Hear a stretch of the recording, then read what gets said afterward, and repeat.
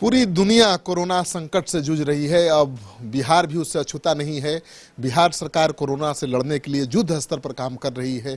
जो प्रवासी मजदूर हैं, बिहार से बाहर फंसे हुए हैं, उन तक राहत पहुंचाने की कोशिश की जा रही है। जो बिहार आ चुके हैं उनकी स्क्रीनिंग हो रही है। अभी मेरे साथ हैं बिहार सरकार के सूचना जनसंपर्क विभाग के मंत्री नीरज कुमार जी, जो पार्टी के प्रवक्ता भी हैं, और ज़्यादा विस्तृत जानकारी ये इनसे हम लेंगे कि क्या सरकार कर रही है और क्या नतीजा निकल रहा है।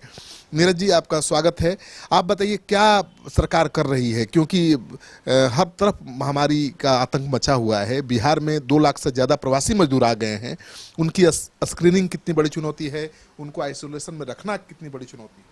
देखिए, सबसे कोरोना वायरस विश्वव्यापी एक चुनौती है। इसका कारण का पता नहीं, निदान केवल यही है, सोशल आइसोलेशन, सामाजिक अलगाव, घर के अंदर रहिए, लॉकडाउन का पालन करिए। बिहार जैसे राज्य में जिसका जनसंख्या घनत्व इतना बड़ा हो, माननीय मुख्यमंत्री नीतीश कुमार जी ने विधानमंडल के सत्र को स्थगित किया और उस दिन से लगातार, चूंकि आपदा के मामले में उस आदमी व्यक्ति के कार्य करने की कार्यशैली है कि वह बोलते नहीं करते हैं, और उसके नतीजे के रूप में आप देखेंगे कि जब यह आया उसके बाद राज्य सरकार, अगर केंद्र सरकार ने लॉकडाउन लागू किया, लॉकडाउन के बाद परिस्थिति क्या है? परिस्थिति होगी कि एक आम आदमी को अपन जीवन की चुनौतियों से जूझना होता है। घर के अंदर में कैसे मेरा खर्चा चलेगा, क्या होगा। माननीय मुख्यमंत्री जी ने लॉकडाउन की घोषणा के बाद निर्णय लिया कि हम हर कार्डधारी को 1 माह का राशन मुफ्त देंगे, साथ ही साथ उनके खाते में 1000 रुपया का हस्तांतरण करेंगे। और डीबीटी के माध्यम से डायरेक्ट बेनिफिट ट्रांसफर हम करते हैं उस खाताधारी के यहाँ, जिसमें कहीं कोई गड़बड़ होने की गुंजाइश नहीं। 184 करोड़ से अधिक की राशि हस्तांतरित कर दी गई। साथ ही साथ जो शेष बचे लाभुक हैं उनको भी राशि स्थानांतरित की जा रही है। और देश के अंदर ये पहली सरकार है, चूंकि हमारे बिहार के जो वासी है, प्रवासी हैं, बहुत सारे प्रवासी हैं, हरियाणा में, केरल में, पांडिचेरी में लगातार लोग संपर्क करते हैं। तो माननीय मुख्यमंत्री जी ने निर्णय लिया कि उनके खाते में 1000 रुपया हस्तांतरित होगा। उसका ऐप बनाया, ऐप में यह डाला कि जिनका आधार संख्या बिहार का है, बैंक अकाउंट बिहार का है। आप कल्पना करिए कि एक प्रवासी जो बिहारी है उसके खाते में यह राशि जब जिस दिन स्थानांतरित होगा उसको कितना आत्मसुकून मिलेगा। अब प्रति व्यक्ति यह बड़ा महत्वपूर्ण है। उसके आंकड़े भी आ जाएंगे, वो आंकड़े भी देखने लायक होंगे कि कितने लोगों ने अप्लाई किया अपने मोबाइल से। कल्पना करिए कि जो व्यक्ति बिहार से बाहर रह रहा हो, उसके आंसू पोंछने के लिए भी 1000 किलोमीटर, 1500 किलोमीटर दूर भी है, तो माननीय मुख्यमंत्री नीतीश कुमार जी इसके लिए तैयार हैं, जो भी हमारी क्षमता है। उस कोरोना को लेकर राजनीति भी शुरू हो गई है। आरजेडी ने कहा है कि कोरोना घोटाला हो रहा है, पैसा बहुत है, कहाँ खर्च हो रहा है पता नहीं। इस सब चीज से तो बचना चाहिए। राजनीति में हम लोग लड़ लेंगे एक दूसरे से, लेकिन मानवता बचेगी तब न, जीवन की रक्षा होगी तब न। राजनीति के बहुत सारे बिंदु आएंगे। कोरोना वायरस से निपटने के बाद राजनीतिक परिस्थिति के अनुसार आप निर्णय ले सकते हैं कि भाई उसमें क्या हुआ नहीं हुआ, उसका आत्मविश्लेषण करना, उसकी आलोचना करने का। लेकिन मेरा करबद्ध प्रार्थना होगा, आज की तिथि में ये हमारे लिए चुनौती है, बिहार के लोगों के लिए, दुनिया के लिए चुनौती है। कम से कम राजनीति से अभी बचना चाहिए, ये मेरा अनुरोध है। हमारी आलोचना जितनी है करिए, लेकिन अभी मूलभूत दायित्व है कि आपदा पीड़ितों के आंसू को पोंछने में अपनी भूमिका अदा करनी चाहिए। लॉकडाउन के बाद जिस तरह से बिहार भेजा गया प्रवासी मजदूरों को बस में भर भर के, उत्तर प्रदेश की सरकार द्वारा या दिल्ली में कोई व्यवस्था नहीं की गई, आपको नहीं लगता उससे चुनौती बढ़ गई है बिहार की? अब देखिए, हम लोग को जब भी माननीय मुख्यमंत्री जी अक्सर कहा करते हैं कि अवसर मिलता है तो हम उसको चुनौती के रूप में लेते हैं। अब तो हुआ, हम लोगों ने सीमा पर उसके तुरंत जैसे ही जानकारी मिली तो बिहार के बॉर्डर के इलाके में हमारा प्रशासनिक तंत्र पर मैं ये कहना चाहता हूँ कि कितना मुकम्मल व्यवस्था किया कि जो ही माननीय मुख्यमंत्री जी ने निर्णय लिया उसको अमली जामा पहुँचा दिया बॉर्डर के इलाके में कि भाई वहीं स्क्रीनिंग होगा, वहाँ सारी व्यवस्था की गई। और गांव के अंदर में जो भी विद्यालय बने हैं वहाँ पर आइसोलेशन सेंटर, मैं आपके माध्यम से एक अनुरोध जरूर करूँगा कि भाई आइसोलेशन सेंटर में कोई गया है तो इसका मतलब यह नहीं कि वह बीमार है। उसको इसलिए रखा जाता है कि उनको रखा जाता है कि उनके मन के अंदर ये भाव है कि भाई हम 14 दिन अगर रह जाएंगे तो हमारे परिवार, हमारे गांव, हमारे समाज के लोग वो कम से कम प्रभावित नहीं होंगे। तो ये इसको इस रूप में ग्रहण करना चाहिए समाज के अंदर में। और ये सुखद स्थिति ये है कि गांव से अब गांव के अंदर जो काम करने वाले लोग हैं वो अपने परिवार परिजनों को कहते हैं कि आप आइसोलेशन सेंटर में रहिए 14 दिन।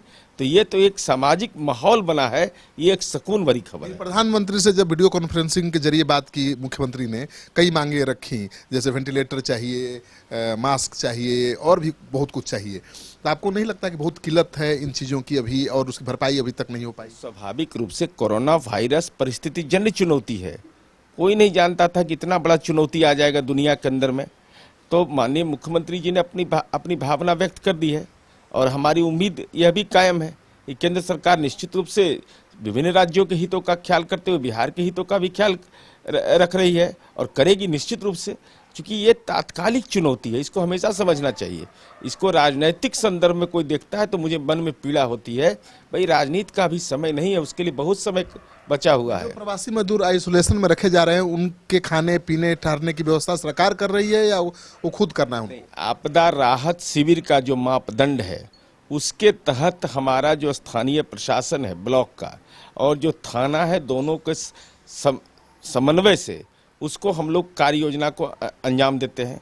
जो जनप्रतिनिधि हैं स्थानीय पंचायती स्तर के, उनकी भी मदद मिलती है और एक समाज के अंदर माहौल बना है। ये बड़ी खबर है। लेकिन आरोप ये लग रहा है कि सरकार कुछ नहीं दे रही है, घर से कह रही है खाना मंगाइए, घर से खाना मंगा कर खाइए। हम तो मेरा मोबाइल नंबर सुबह 10 बजे से रात के 9 बजे तक इस कार्य के लिए उपलब्ध रहता है और मैं आपको पूरी जिम्मेवारी से बोल रहा हूँ कि जो राज्य सरकार में माननीय मुख्यमंत्री ने ये कोरोना वायरस से निपटने के लिए जो योजनाएं बनाई, उसके बारे में हम लोग को फोन मैंने 2-3 दिन में 1-2 को फोन आ जाता हो कि इसमें यह दिक्कत है। बाकी सारा फोन प्रवासी बिहारियों का आता है। लेकिन ये आरोप क्यों विपक्ष लगा रहा है कि जो आपका हेल्पलाइन नंबर है काम नहीं करता, फोन नहीं लगता, कोई मदद नहीं मिल रही? हेल्पलाइन नंबर से कितने आंकड़े हमारे विभाग ने प्रसारित किए, कितने लोगों ने उसका लाभ लिया। और मैं मेरे पास तो कहिएगा तो मेरे पास भी वो डॉक्यूमेंट्री एविडेंस है कि कैसे तमिलनाडु के त्रिचूर जिला में हमने संपर्क किया और उसके आधार पर कैसे वहाँ के पदाधिकारियों ने उनको लाभ पहुँचाया। हरियाणा के अंदर में मुन्नी देवी का उदाहरण है, बहुत सारे उदाहरण है।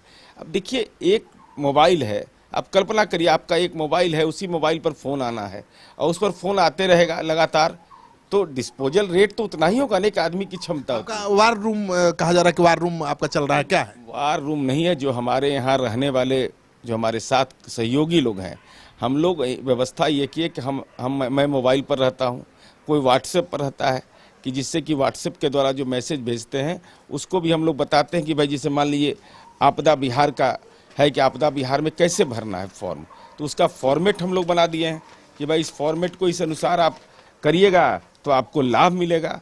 और स्कीम का लाभ ले सके लोग समझाते हैं, ये समझाते हैं, लोगों को बताते हैं। उनको कोई परेशानी होती है तो उनको अपनी बात भी व्यक्त करते हैं।